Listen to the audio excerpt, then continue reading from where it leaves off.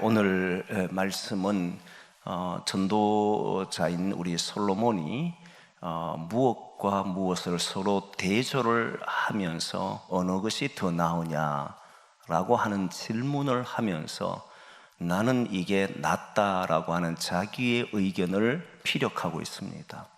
이게 더 낫다라고 하는 말이죠. 그런데 우리는 한번 좀 고민을 해봐야 될 것 같습니다. 전도서나 잠언이나 특히 잠언 같은 경우는 지혜의 서신인데 그 지혜의 서신을 잘 묵상하고 하나님의 생각을 배울 수 있다면 그 사람의 삶의 방향은 상당히 놀라질 겁니다. 그러듯이 전도서는 인생이 헛되고 모든 것이 헛되도라고 했던 솔로몬이 인생에서 어느 것을 향해 사는 것이 자기의 지혜로 어떤 행동을 했을 때 어떤 일이 벌어지는지를 자신은 누구보다도 잘 알았고, 그리고 특히 젊었을 때부터 그런 삶을 살았기 때문에 우리에게 훨씬 더 강력한 울림을 주는 말씀이 전도서의 말씀이에요. 그래서 오늘 이 말씀을 보면서 어느 것이 더 나은지를 여러분들이 한번 판단해 주기를 원합니다. 대답은 할 필요가 없고 속으로만 대답하시면 됩니다. 오늘 말씀 보니까 첫 번째는 총 말씀 속에 보면 여러 가지 나오는데 그 중에 첫 번째가 뭐냐면 좋은 이름보다 좋은 이름이 나은가 아니면 좋은 기름이 나은가, 이 말이에요. 좋은 이름과 좋은 기름, 이게 무엇을 의미하느냐면 여러분 예전에 잘 드러났던 사건 중에 하나가 2002년도 한일 월드컵 있잖아요. 월드컵 때 공동 개최를 하고 나니까 문제가 발생됐는데 어떤 문제냐면 누구 이름부터 쓸 것인가, 그죠? 제일 먼저 2002 코리아 재팬 월드컵 이렇게 할 것인지 2002 재팬 코리아 월드컵 할 것인지 위키 백과사전이라는 곳을 이렇게 보면 이것 때문에 논쟁이 있었던 것이 분명해요. 어떻게 논쟁이 됐냐면 처음에 당시 월드컵의 총수장이었던 사람이 어떤 생각이냐면 재팬을 먼저 쓰자라고 계획을 했다는 겁니다. 그런데 재팬이라고 하는 이름을 먼저 써버리면 평생 영원히 재팬이 먼저 오잖아요. 그래서 정몽중 당시 대한축구협회 회장이 그럴 수 없다라고 해서 항의를 했다는 거예요. 항의를 하니까 그 말을 듣고는 이야기하기를 재팬을 앞에 쓴 이유가 영문 표기법에 보면 J가 K보다 앞에 있지 않느냐, 그러니까 영문 표기법에 따르자라고 했다는 거예요. 그러자 정몽준 회장이 그건 우리 코리아가 원래 축구가 프랑스어로 표기하지 않느냐, 프랑스어로 보면 코리아가 C로 되어 있다, 그 C를 먼저 써야 된다, 이렇게 해서 주장해서 코리아 재팬으로 이제 변경되는 그런 과정이 있었다는 거예요. 그러나 그게 계속 논란이 되고 해서 결국 마지막 최종 단합은 결정을 내는 것은 결승전이라고 하는 월드컵 결승전을 어디에서 치르냐라고 하는 것을 가지고 했지 않습니까? 우리가 알듯이 한국에서 하면 재팬 코리아로 가는 것이고 일본에서 하면 코리아 재팬으로 가는 거고 개막식은 한국 결승전 하지 않는 나라에서 하는 것이고 이렇게 했는데 결론적으로 그때 우리는 결승전을 일본에서 하는 것으로 하고 코리아 재팬 월드컵이라는 명칭을 얻었습니다. 그리고 개막식도 얻었어요. 당시 논란이 있었는데 여러분 그때 당시 논란 아시죠? 2002년도라고 하는 것은 약 한 23년 전의 이야기잖아요. 근데 이게 어떤 논란이 있었냐면 왜 실리를 택하지 않고 명분을 택했느냐 하는 쪽과 명분을 택하는 것이 옳았다, 실리보다는 명분을 택해야 한다는 것이 그때 사람들 사이에도 논란이 있었던 사실이에요. 저도 이것 때문에 한동안 고민했는데 월드컵 경기의 결승전은 전체 약 인구의 어마어마한 숫자들이 봅니다. 그래서 수천억이 되지 않을까 하는 그런 것이 돼요. 사실 뭐 1억, 2억, 10억, 20억 정도의 문제였다면 뭐 그거 넘겨줘도 된다지만 수천억의 수익금을 두고 이름 하나 때문에 그걸 포기하느냐는 것은 쉬운 게 아니거든요. 전체 수익금이 한 2조 약 1,600억 정도 된다고 합니다. 그때 2002년 월드컵 경기에 총 수익금이 2조 1,600억 되는데 결승적 수익은 어마어마한 숫자겠죠. 그 가운데 어느 정도 몇 퍼센트 지분을 차지할 거니까. 그래서 사람들 사이에는 명칭을 얻을 것인지 아니면 실리를 택할 것인지라고 하는 거예요. 그 금액이 수천억 될 거니까. 여러분은 그때 어떤 이야기를 했는지는 저는 모르지만 이름을 택할 겁니까? 아니면 2천억, 3천억 되는 명분을 택하며 실리를 택할 겁니까? 이 문제예요. 단순히 작은 돈이면 아무 문제가 없습니다. 그렇죠? 기름, 여기에서 말하는 기름은 감람나무에서 나오는 기름인데 이 기름은 워낙 값져서 이 기름 없는 사람들은 정말 좋은 기름을 얻었을 때 그 당시에는 기름이 모든 부유의 상징 속에도 포함된단 말이에요. 그럼 기름을 얻는 것과 좋은 이름 얻는 명분을 얻는 것은 어느 것을 택할 것이냐 했을 때 솔로몬은 좋은 이름이 좋은 기름보다 낫다라고 이야기를 했습니다. 그 이유가 뭐냐? 저도 2002년 때에 조금 갈등이 있었는데 왜 갈등을 느꼈냐면 뭐 이름 그려놓고 일본에서는 자기들이 쓸 때는 재팬 코리아라고 쓰지 않겠느냐, 그죠? 그리고 그래서 2002년부터 공식적으로 쓸 때는 그 이전에는 계속 홍보할 때 재팬 코리아로 써가지고 공식적인 항의를 받고 그때 이후부터는 공식적으로 자기들 월드컵 경기할 때는 코리아 재팬으로 일본이 썼지만 그 이후에도 이 나라가 워낙 외교를 잘하니까 각 나라에다가 재팬 코리아라고 계속 써버렸어요. 그러다가 이제 공식적인 항의를 받고 2010년도부터는 어느 나라에서든지 2002년 월드컵을 쓸 때는 코리아 재팬 월드컵이라고 쓰도록 했습니다. 그 이후부터는 이제 공식적 명칭이 재팬 코리아가 아니라 코리아 재팬으로 썼던 거예요. 그 명분을 얻었던 거죠. 자칫 잘못했으면 명분도 잃어버리고 그리고 좋은 기름도 빼앗겨버리는 이런 일이 벌어지게 됐잖아요. 그래서 저는 그때 처음 알았을 때 이름 뭐 그게 그래 중요하나? 지금 백성들이 살아가는데 필요한 돈이 그걸 택하지 바보처럼 왜 이름을 가지고 그러냐 막 이런 갈등을 느낀 적도 있었거든요. 그런데 여러분 세월이 지나 보니까 좋은 이름을 가지는 게 먼저예요. 세계 나라가 그 코리아 그때 재팬이랑 월드컵 이 이후에 2010년도 이후 한국 사회는 많은 사회에서 이제 알려지는 세상이 됐고 지금은 한국의 어떤 문화 콘텐츠가 지금 세계로 뻗어나가는 하나의 기점이 됐다라고 평가까지 할 정도였거든요. 여기에서 중요한 게 뭐냐면 이 솔로몬이 탁월한 사람인데 그는 지혜로운 사람이겠죠. 솔로몬은 왜 좋은 이름이 좋은 기름보다 낫다라고 이야기를 하냐면 좋은 이름이라고 하는 것은 단순히 이름을 말하는 게 아닙니다. 그 대표하는 상징이잖아요. 그 사람 이야기하면 이름만 딱 들으면 그 사람이 어떻다라고 하는 평가를 하잖아요.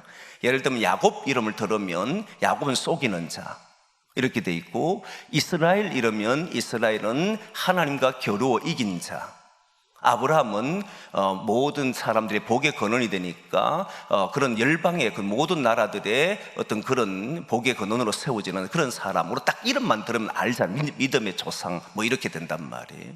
그러니까 이름을 들었는데 이 이름을 가지고 보면 단순히 그 사람의 이름이 우리의 귀에 들려오기까지는 많은 사람들에게 저 사람이 저런 사람이야 라고 하는 것을 알기까지는 어마어마한 세월이 흐른다는 겁니다. 유대인들은 이름 자체가 자기의 인격과 자기의 삶을 전체를 드러내는 것으로 보거든요. 그 이름이. 근데 그 이름이 누군가에게 불려질 때 유명한 이름이 되고 배울 만한 이름이 되고 존경받을 만한 이름이 된다는 것은 하루아침에 만들어지지 않는다는 거예요. 좋은 기름은 좋은 기름도 자신이 좋은 기름을 만들 수가 있고 그것을 생산해낼 수 있는 능력이 있다면 좋은 기름을 가지는 것도 능력을 가지는 것도 좋을 수 있지요. 그런데 좋은 기름은 자신이 생산해낼 수 있는 능력은 없다 이 말이에요. 감람나무나 기타 이런 것에서 우리에게 제공을 해줘야만 인간은 그것을 유출할 수 있는 그런 것이 되잖아요. 그러듯이 어떤 것에 의지해서 사람은 그것을 받는 것보다 자기 인격이 다른 사람들에게 존경과 신뢰를 받는 것은 그 사람이 살아온 모든 삶을 대변하기 때문에 그 이름을 얻는 것이 좋은 기름을 얻는 것보다 낫다라고 이야기했던 거예요. 이 시간을 요하는 거다 이 말이에요. 그래서 지금 솔로몬이 이야기하는 것이 단순히 어떤 것을 누리느냐 이런 것을 말한 것이 아니고 지금 얻는 것보다 영원한 것을 향해서 걸어가는 삶이 맞다라고 하는 이야기를 하고 싶은 거예요. 그래서 이런 생각을 가져보면 우리가 무엇을 생각하고 사느냐면 그저 재물과 재산과 이런 것들을 얻기 위해서 애쓰는 사람이 아니고 내 이름이 다른 사람에게 어떻게 불려지고 있을까? 어떻게 보여지고 있을까? 그게 훨씬 그 사람에게 유익하다는 것을 말하는 거예요. 여러분, 사람은 기억을 하잖아요. 기름은 쓰고 나면 없어지지만 조금 전에 얘기했던 것처럼 기름을 계속 생산해낼 수 있는 사람이 되면 그 사람도 그 능력을 가진다면 대단한 사람이지만 월드컵 경기는 그때 2002년이 지나고 난 뒤에 어디에서 했는지조차도 사람은 기억하지를 않습니다. 이미 많이 잊어버렸어요. 그런데 월드컵은 2002년 코리아 재팬 월드컵이라고 하는 그 이름이 남아있다는 거예요. 근데 이렇게 이름이 남는 것이 솔로몬이 봤을 때는 옳다, 그게 더 낫다라고 봤던 겁니다. 그렇다면 오늘 저와 여러분들이 살아가는데 나의 이름을 다른 사람에게 어떻게 보여주는가, 나라고 하는 이 존재가 어떻게 사람들에게 비춰지는가에 관심을 가지고 사는 것이, 그것이 긴 세월을 지나고 보면 그게 그 사람에게는 훨씬 유익한 길이라는 것을 보여주는 거예요. 그래서 세월이 지나면 우리는 다 서로를 기억할 겁니다. 근데 이상하게 잘 안 잊어버려요. 사람의 이름은 오랫동안 기억되고 그 사람이 보여준 이미지와 그 사람이 보여준 어떤 삶의 방식을 사람들은 기억하고 그 사람이 죽더라도 아니면 내 눈에 보이지 않더라도 다른 사람에게 회자되는 것이 사람의 이름이잖아요. 그래서 여러분, 솔로몬이 말했던 사람 좋은 이름이 좋은 기름보다는 낫다라고 하는 것에 우리는 생각을 가지고 긴 인생을 통해서 우리의 이름이 더 다른 사람에게 신뢰와 존경을 줄 수 있도록, 그런 것을 받을 수 있도록 살아가는 그런 저와 여러분 되기를 원합니다. 이건 세월이 굉장히 요하기 때문에 그 세월 동안 자기 삶 전체가 그렇게 가야 하기 때문에 사람들의 보여주는 삶이 신뢰를 받고 존경받을 수 있다는 것은 그 사람에게 가장 복된 삶이다라고 말할 수 있는 거지.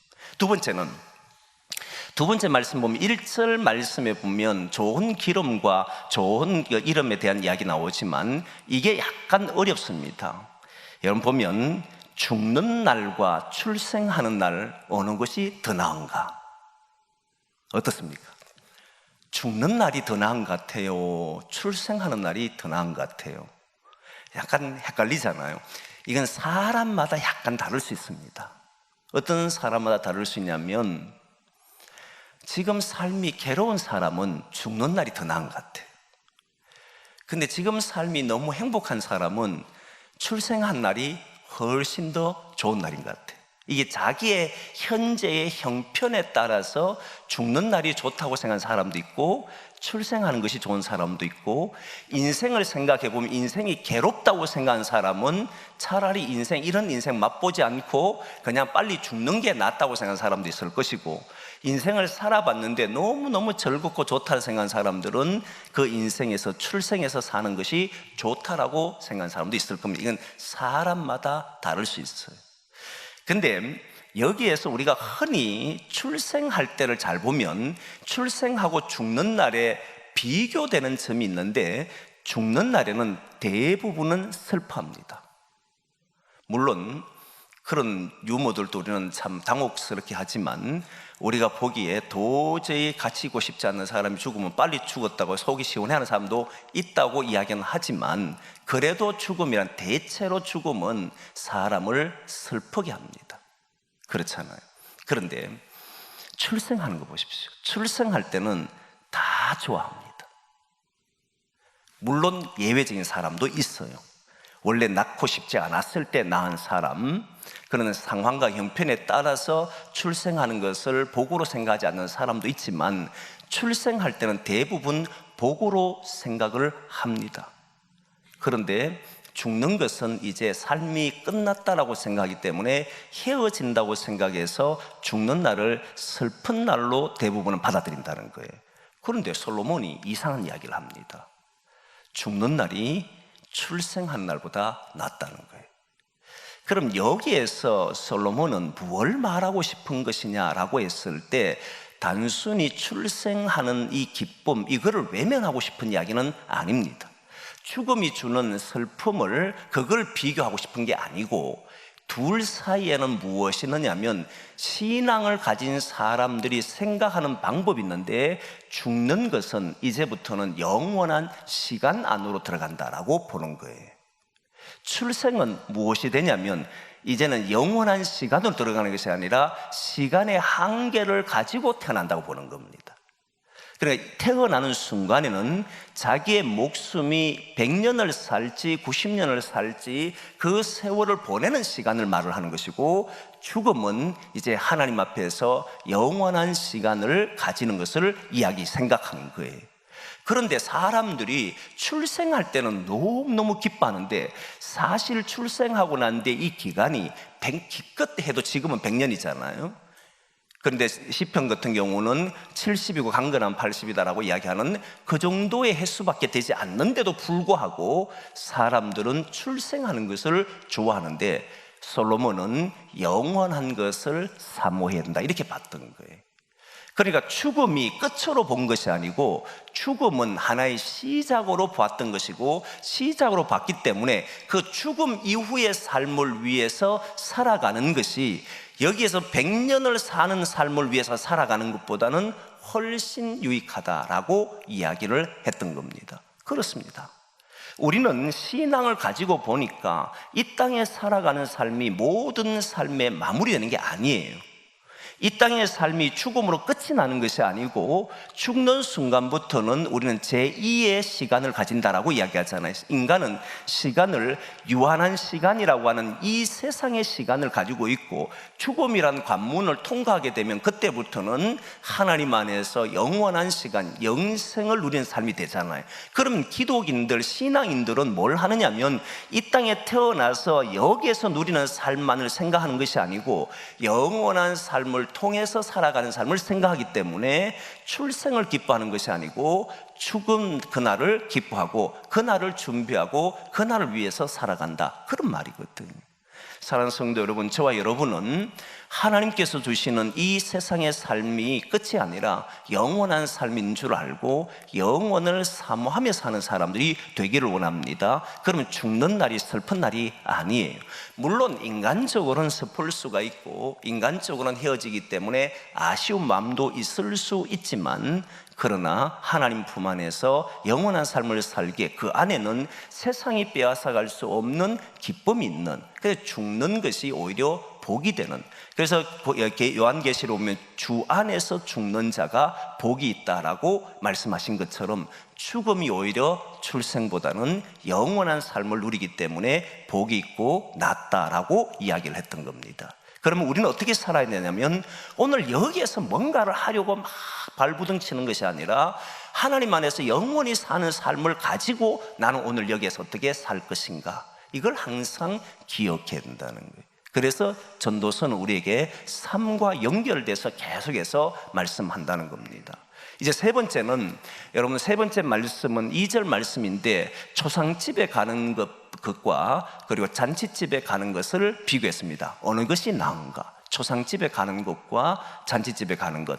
저는 이 말씀이 20대에 이 말씀을 받고는 초상집에 가는 것을 즐겨해야 되는구나, 잔치집에는 못 가더라도 초상집에는 반드시 가야 하는구나, 이런 생각을 많이 했어요. 그렇게 각오를 하게 된 이유가 바로 전도서 7장 2절에 나오는 말씀 때문입니다. 같이 한번 보겠습니다. 전도서 7장 2절 말씀 봅니다. 같이 보겠습니다. 시작. 초상집에 가는 것이 잔치집에 가는 것보다 나으니 모든 사람의 끝이 이와 같이 됨이라. 산 자는 이것을 그의 마음에 둘지어다. 여러분, 여기에서 보면 초상집에 가는 게 낫습니까? 잔치집에 가는 것이 낫습니까? 이때 잔치집은 단순히 결혼, 혼인을 이야기하는 건 아닙니다. 그 다음 내용이 나오는 보면 이제 마음에 잔치집을 두는 것과 혼인집에 두는 것 이야기 나오거든요. 근데 그 이야기는 그 다음 이야기고, 지금은 우리가 잔치집이 있고 초상집이 있을 때 어디에 가는 것이 나은가라고 하는 질문을 했을 때 솔로몬은 초상집에 가는 것이 낫다라고 이야기하는 거예요. 그걸 마음에 두고 살아라, 이 말을 하는 거예요. 왜 마음에 두고 살아라 그러냐니까 조금 전에 모든 사람의 끝이 이와 같다라고 하는 표현을 썼습니다. 모든 인간은 딱 죽음 앞에 서더라는 거예요. 죽음 앞에 서는데, 그 죽음 앞에 섰을 때 무슨 유익을 주느냐면, 잔치집에 갔을 때는 사람이 거기에서 즐기면서 놀기 때문에 자칫 잘못하면 자기를 잃어버릴 가능성이 높습니다. 잔치집에 빠지지 않는 것 중에 하나가 술이잖아요. 술은 인간의 이성을 마비시키는 겁니다. 그게 적당한 술을 마시는 게 아니라, 우리나라 사회가 예전에 선교사님 왔을 때에 우리나라는 끝을 보는 문화가 술 문화였잖아요. 며칠 전에 우리 전사님하고 최 목사님하고 우리 이야기 중에 오늘 신방 갔다 오면서 그 이야기 하더라고요. 최 목사님이 직장을 다니는데 항상 가면 3차까지 가서 새벽 4시에 돌아온다는 거예요. 3차까지 가서 거의 정신없는 인사불성대가 들어오는 이런 경우들을 보면 왜 이렇게 살아가는가 싶을 정도로 사람들이 그렇게 마신단 말이에요. 이때 보면 자기도 모르는 행동들을 많이 합니다. 이해할 수 없는 행동들을 많이 하고, 거기에는 반드시 타락 행동이 나타나요. 이상하게도 정상적인 사람이면 그렇게 행동할 수 없는데, 술이라고 하는 그런 잔치집에서 즐기면서 느끼는 이 순간에 모든 인간은 거기에서 무너지더라는 거예요. 여러분, 가나안 땅에 들어갔을 때에 목축업하던 광야 40년의 길을 걷던 이스라엘 백성들이 가나안 땅에 들어가니까 그들 눈에 무엇이 보였냐면 1년 신년 축제가 있는데, 이 기간 동안에는 성적인 문란 행위를 합니다. 그러나 종교에서 허락을 했을 때 사람은 양심도 마비되는 거 알아요? 저는 기독교는 끝까지 기독교가 지켜야 될 가치에 대해서는 허용을 쉽게 해서는 안 된다고 생각하는 사람이거든요. 적어도 기독교에서는 아직도 목회자가 되려고 하는 사람들에게는 술을 권하는 이야기를 합니다. 저는 지켜야 되고, 교회 다닌 사람들에게도 술, 담배란 문제를 이야기할 때 저는 하지 않는 것을 권합니다. 그건 지켜야 돼요. 근데 허락을 해버리면 어떤 일이 벌어지냐면 굉장히 자유로워집니다. 안 그래도 인간이 타락한 인간이고 죄인된 인간인데, 허용을 하는 순간 종교에서 허용을 해버리고 나면 거기에 대한 죄책감 자체가 없어져 버려요. 적어도 예전에는 교회 오면 그래도 한잔하고 교회 올 때면 마음이 그래서 못 왔잖아요. 그런데 이걸 허용하는 순간에는 그때부터는 문란하게 돼버립니다.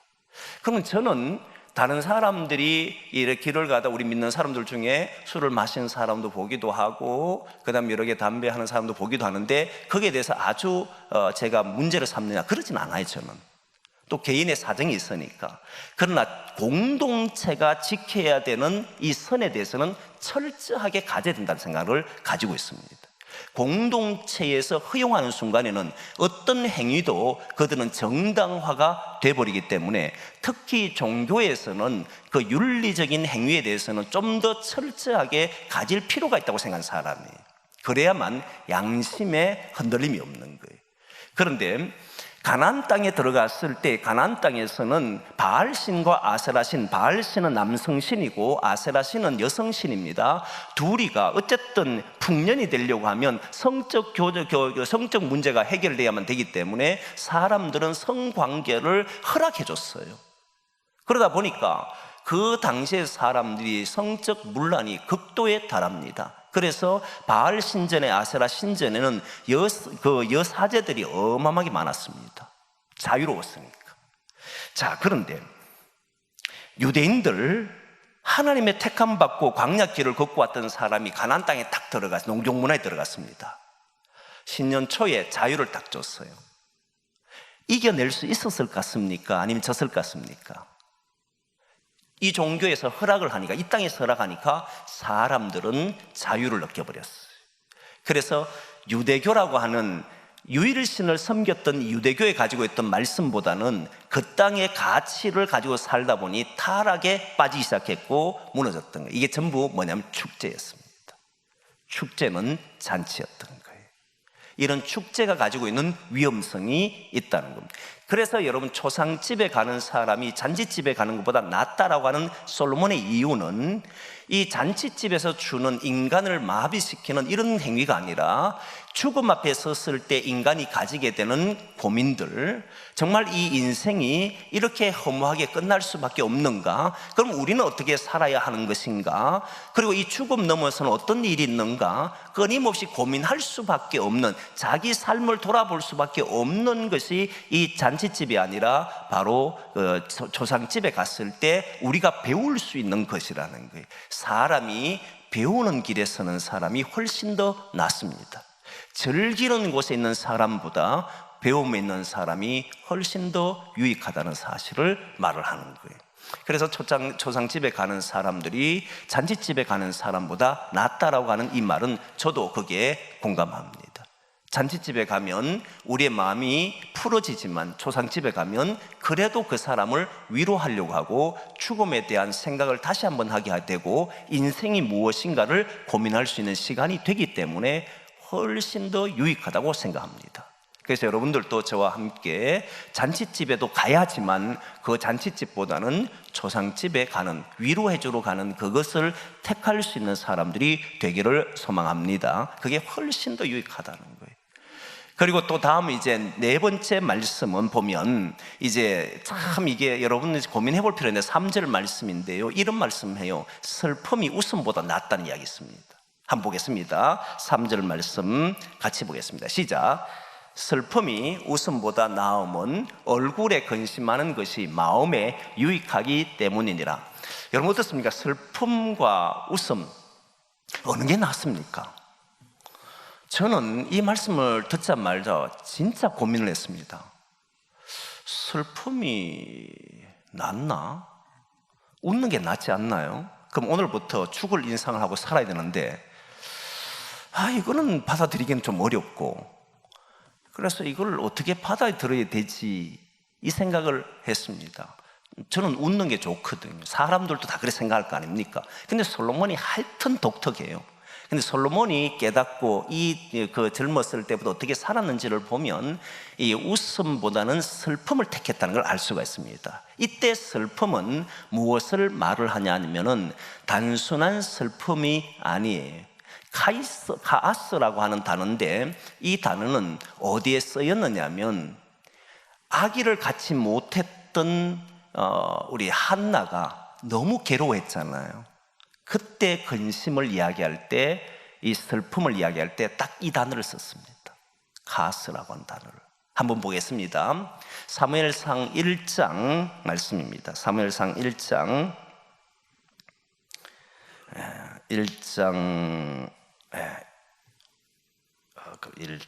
6절 보겠습니다. 같이 봅니다. 시작.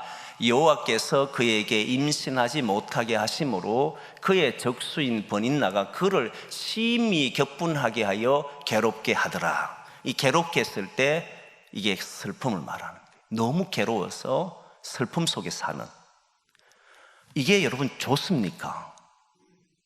저는 이게 좋은지를 잘 모르겠어요. 아니, 아기를 가지는 것이 좋고 그것 때문에 기뻐하는 게 좋지, 아기를 못 가져서 버닌나가 자기를 괴롭혀하는 그게, 그래서 슬퍼하는 게 뭐가 좋다고 이야기하지? 이 솔로몬이 이해가 잘 안 되는 거예요. 이해됩니까? 또 어디 본문에 나오느냐 하면 한번 다시 보는데 사무엘상 17장 잠언 17장 25절입니다. 잠언 17장 25절 같이 봅니다. 시작. 미련한 아들은 그 아비의 근심이 되고 그 어미의 고통이 되느니라. 여러분 여기에 너무 잠깐 놔둬보십시오. 미련한 아들이라고 하는 것은 이 자식이 어리석어서 어리석은 행동만 하는 거예요. 그럼 부모가 괴로울까요? 안 괴로울까요? 괴롭지요. 너무너무 괴로워요. 그 때문에 슬픔을 말할 때 딱 이 단어를 썼어요. 가스라고 하는 단어를 썼어요. 아니 자식이 부모를 괴롭히는 데 바꿔됩니다. 자식이 부모를 괴롭히는 그 슬픔이 어떻게 웃음보다 나을 수 있는가? 너무 이해가 안 되잖아요 사실은. 또 어디에 썼느냐면 여러분 배우자가 맨날 싸움 걸어요. 어떨 것 같습니까? 집에만 들어가면 자꾸 싸움 짓을 해. 괴로울까 안 괴로울까? 너무너무 괴롭잖아요. 그 단어도 똑같이 이 단어를 썼어요. 한번 보겠습니다. 잠언 21장 19절 말씀 같이 봅니다. 시작.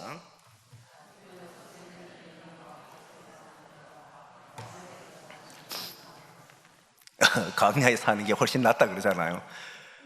다투며 성내는 여인과 사는 것보다 차라리 광야에서 내가 살겠다 이 말인데, 그 괴로움을 이야기할 때 가스라고 하는 단어를 썼다는 거예요.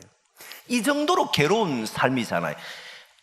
아내든 남편이든 계속 싸움을 걸어와요. 그럼 괴롭잖아요. 자식이 내가 뜻한 대로 살지를 않고 오히려 미련한 행동만 계속해요. 그럼 얼마나 슬프겠어요.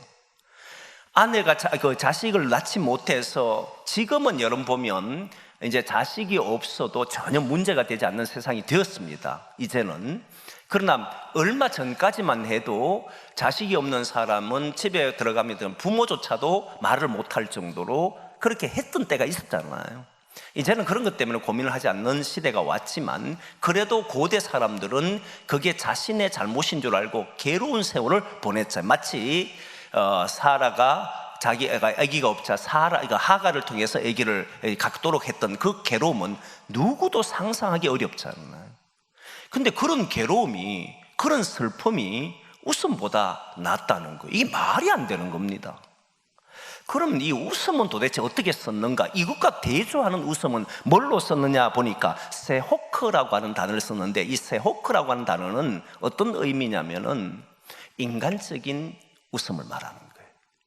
뭔가 깨닫고 오는 웃음이나 유익해서 얻는 웃음이 아니고, 타락한 인간이 왜 웃는 웃음이 있잖아요. 이런 걸 보고 세호크라고 단어를 쓰는 거예요. 지극히 인간적, 지극히 세상적인 웃음을 말하는 거예요. 그것보다는 뭐가 낫다는 겁니까? 차라리 아기가 없어서 괴로워하는 것, 차라리 자식이 애를 먹여가지고 괴로워하는 것, 차라리 아내가 성내는 그것이 훨씬 더 낫다. 그런데 아무리 그래도 둘 중에 비교해보면 저는 그래도 세상에서 좀 즐기는 게 낫지, 집에 들어갔는데 맨날 싸우게 되면 이거 괴로워서 어떻게 살까, 이런 고민을 하잖아요. 근데 솔로몬은 왜 이렇게 말을 할까? 이게 해결을 해야 되잖아요. 그래서 저는 고민이 됐는데, 솔로몬이 말하고 싶은 것은 그 다음에 내용을 보면 그 말이 나와요. 슬픔이 웃음보다 나은 것은 마음의 근심이 뭘 한다는 겁니까? 보니까 얼굴의 근심하는 것이 마음에 유익하기 때문이다, 이 말을 썼어요. 그러니까 슬픔이 웃음보다 낫다라고만 끝냈으면 도저히 못 받아들이겠는 거예요. 저도 이 말을 도저히 용납이 안 되는 거예요. 그런데 얼굴에 근심하는 것이, 그것이 마음에 유익하기 때문이다, 이렇게 난 거예요. 그럼 이 말은 왜 썼을까를 생각해 보니까 솔로몬은 그렇습니다. 뭘 생각하냐면, 성경에 보면 어차피 모든 인간은, 하나님을 떠나버린 인간은 어둠 속에 있기 때문에 다 근심하지 않고 살 수는 없어요. 모든 것을 염려하면서 삽니다. 아마 여러분들 오늘 지나면서도 염려했던 것들이 있을 거란 말이에요. 그게 해결되지 않아서 고민한 것이 있을 거잖아요. 그런데 성경에서는 근심은 두 가지가 있다고 제가 이야기를 했잖아요. 성경은 항상 보면 비교하는 게, 대조시키는 게 두 가지, 평안도 두 가지, 하나님 주신 평안이 있고 세상이 주는 평안이 있고, 뭐 이렇게 비교한단 말이에요. 근데 근심도 비교를 합니다. 대조를 시키는데, 하나님의 뜻대로 하는 근심은 후회할 것이 없다. 왜냐니까 하나님의 구원을 이루기 때문이고, 세상의 근심은 오히려 심령을 상하게 하고 뼈를 썩게 하는 근심이 되는 이런 표현이 있어요. 한번 찾아봅니다. 고린도후서 7장 10절 말씀을 한번 보겠습니다. 고린도후서 7장 10절 같이 봅니다. 시작.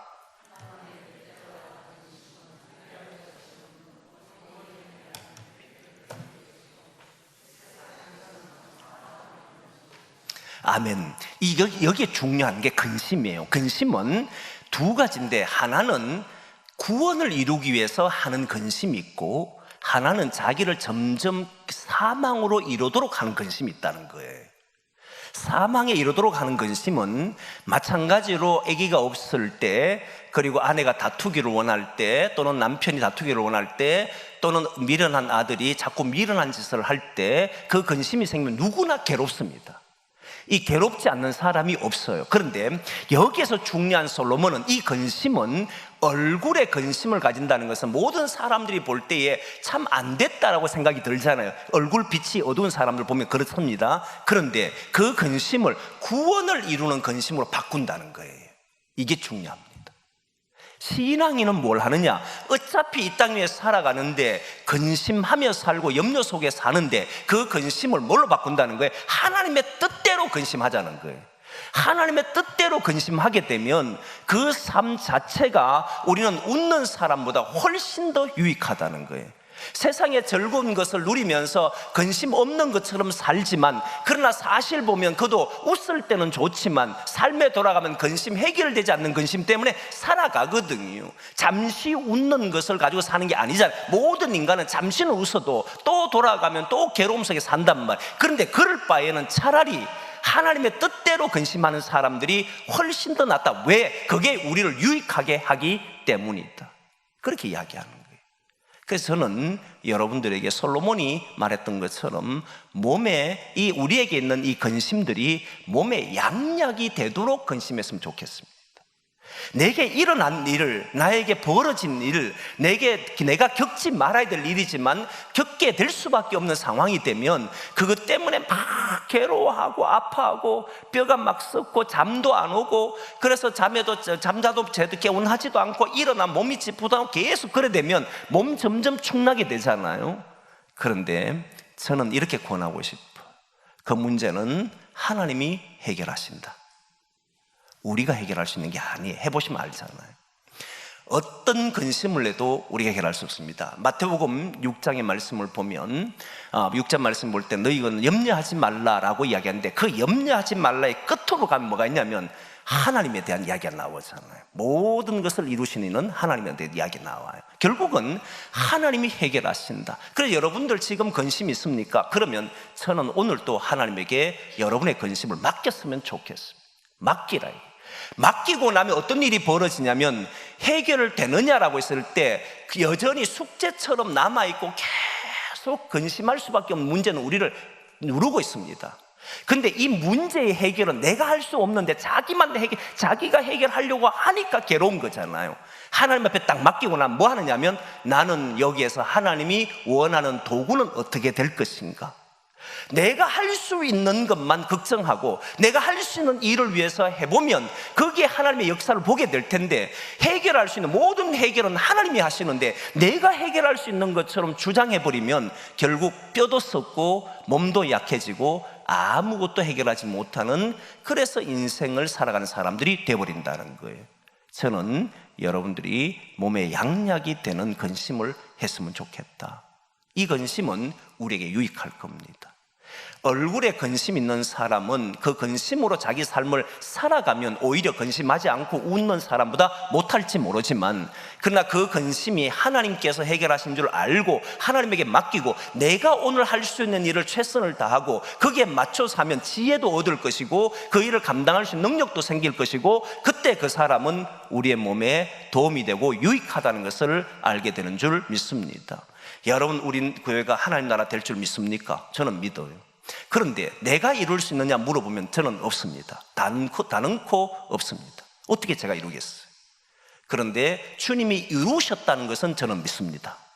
주님이 죽음에서 부활하셨고 이미 죽음의 권세 끝났다는 건 저는 믿습니다. 그러면 나는 뭘 할 것인가? 내가 할 수 있는 일이 무엇인가? 기도를 해야 되면 기도하면 되는 것이고, 또 내가 말을 잘해야 되면 말을 잘하면 되는 것이고, 내가 오늘 마음을 내줘야 되면 마음을 내주면 되는 것이고, 내가 시간이 필요한 사람이 내게 시간이 필요를 요구하는 사람이 있으면 시간을 주면 되는 것이고, 그것 때문에 괴로워하고 왜 안 이루어지는가, 왜 이런 일이 벌어지는가, 왜 나는 이런 노력을 했는데 여전히 여기는 이런 문제들이 있는가, 그것만큼 어리석은 근심이 어디 있습니까? 그건 주님 손에 있는데, 내가 할 수 있는 일을 찾아서 감당할 때, 그때는 마음의 기쁨이, 하나님 주시는 기쁨이 일어나는 줄 믿습니다. 그렇게 살아가기를 소망합니다. 이후에 몇 가지 문제가 더 있는데, 그 내용을 보면 이제 지혜자의 마음은 조상집에 있고 우매자의 마음은 혼인집에 있다.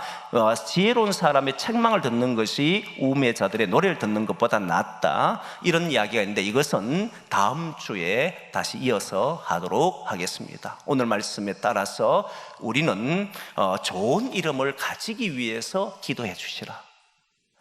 이 좋은 이름을 얻는 건 단시간 내에 이루어지지 않습니다. 그러니까 좋은 기름을 얻으려고 사는 사람이 아니고, 좋은 이름을 사람들에게 들려주기 위해서 오늘도 우리의 삶을 살아가자, 이게 기도가 됐으면 좋겠고요. 우리의 삶이 영원한 삶을 위해서 하루하루를 걸어가야 돼요. 단순히 내가 태어났다는 것에만 관심을 두지 말고, 영원한 하나님 주신 이 삶이 이 세상이 끝이 아니고 영원한 삶이 우리에게 주어진다는 믿고, 그럼 나는 오늘 하루 무엇을 심으며 살 것인가.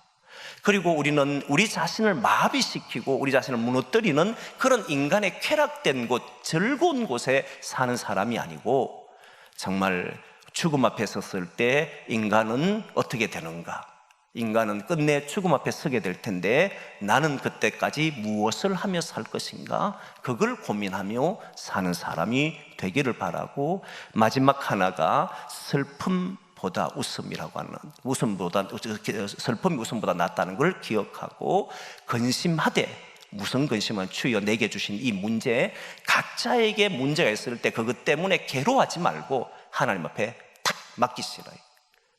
이것은 주님이 맡아주십시오. 그리고는 나 몰라라 하지 말고 주님에게 맡겨놓고는, 그러면 나는 어떻게 하면 하나님의 뜻을 이루며 살겠습니까? 내가 할 수 있는 일은 무엇입니까? 그것만을 딱 생각하면 아마 여러분의 삶에 유익이 있을 것이라 믿고 그걸 위해 기도하는 거예요. 하나님, 오늘 또 맡기겠습니다. 하나님 앞에 모든 걸 맡깁니다. 내 짐 맡아주신다고 약속하신 주님, 이 짐을 맡아주십시오. 그리고 나는 오늘 이렇게 해보겠습니다 결단하면서 우리가 오늘 또 나아가기를 소망합니다.